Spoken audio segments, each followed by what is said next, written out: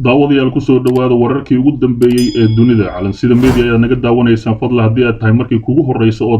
daawanaysid ama soo booqanaysa fadlan subscribe saar dowladda Soomaaliya oo si weyn ugu carootay dowladda Guinea kadib markii uu madaxweynaha Soomaaliland Muuse Biixi uu gaaray halkaasi wasiirka arrimaha dibadda ee dalka ayaa saxaafadda iskugu yeeray mar dhaweyd wararka naga soo gaaraya magaalada Muqdisho ee caasimadda Soomaaliya ayaa sheegaya inuu baaqday kulan uu saxaafadda isugu yeeray wasiirka arrimaha dibadda Soomaaliya Axmed Ciise Cawad xafiiska wasiirka ayaa waxa loo wacay wariyaasha gudaha iyo dibadda iyadoo loo sheegay inay ka soo qayb galaan shir jaraa'id uu qabanayo wasiirka oo aad u xanaaqsan saacad ka hor waqtigii loo balansanaa shirka jaraa'id ayaa la sheegay inuu baaqday kulanka uu saxaafadda isugu yeeray wasiirka iyadoo aan si rasmi ah loo ogeyn sababta keentay balse loo badinaya inuu wasiirka soo saari doono war-saxaafadeed qoraal ah ilo wareedyo lagu kalsoon yahay ayaa sheegaya ama xaqiijinaya inuu wasiirka ka hadli rabay booqashadii madaxweynaha Soomaaliland ku tagay dalka Guinea iyo maqaamka soo dhaweynta ee loo sameeyay taasoo ka caraysiisay dowladda federaalka Soomaaliya aysan mudnayn maamul halkaasi tagay in sida loo soo dhaweeyo dowladda Soomaaliya ayay ilo wareedyadaasi xaqiijinayaan inay dacwad ka dhan ah dalka Guinea u gudbinayso midowga Afrika oo ay ka wad mid yihiin Soomaaliya iyo Guinea maadaama ficilkaasi ay u aragtay inuu yahay mid ay dowladda Guinea ku aqoonsanayso maamulka Soomaaliland waa sida hadalku dhigeene madaxweynaha Soomaaliland Muuse Biixi ayaa xalay gaaray caasimadda dalka Jamhuuriyadda Guinea ee galbeedka qaaradda Afrika oo ay marti qaad rasmi ah ka heleen halkaasi madaxweynaha iyo wafdiga uu hogaaminayo waxaa garoonka caalamiga ah ee Conakry ama International Airport ee caasimadda Jamhuuriyadda Guinea ku soo qaabilay wasiirka arrimaha dibadda dalka Guinea mudane Mamadi Tour madaxweyne Muuse Biixi ayaa si weyn loo soo dhaweeyay halkaasi oo laga dheehan karo dowlad rasmi ah in la soo dhaweynayo sida caadada ahayd madaxweynayaasha la soo dhaweynaya ayaa ahayd in baabuurka Mercedes-ka ah dhinaca looga dhajiyo calanka dalkaasi jamhuuriyadda barakaysan ee Soomaaliland ayaa calanka gees loogu dhajiyay si heer sarena loo soo agaasimay inta kadib madaxweyne Biixi iyo wafdiga uu hogaaminayo waxaa garoonka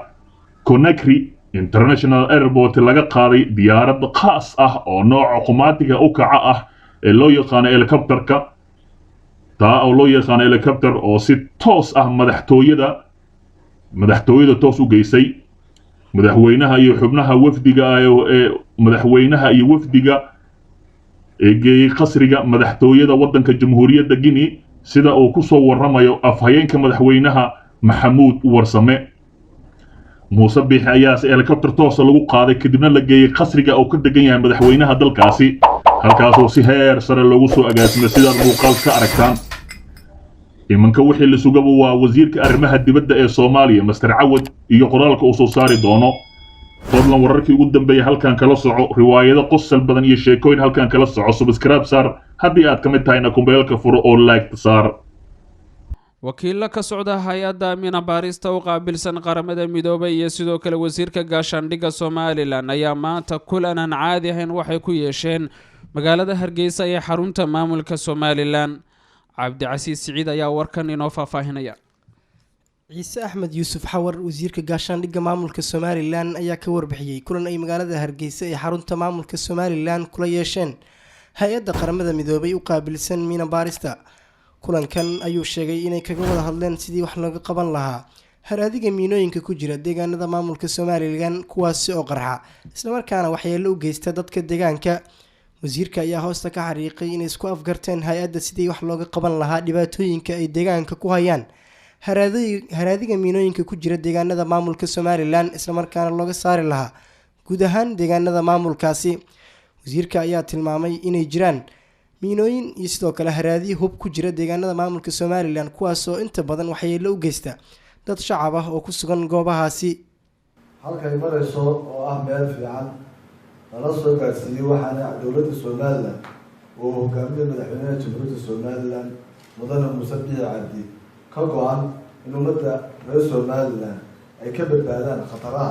ay leedahay miinada dhinac kasta ee haataba haddaan eegno faa'iidooyinka miinooyinka laga saaray intaa 20 sano ah dalka waxa weeye haddii aan laga sifayn dhulka waxbarasho lama tegi lahayn safar lama geli lahayn kormeel lama beeran lahayn alxamdulilah dadaalka ay dowladihii kala dambeeyey ay sameeyeen ayaa wax badan laga qabtay mashaariic badan oo kuwaan soo sheegnay ah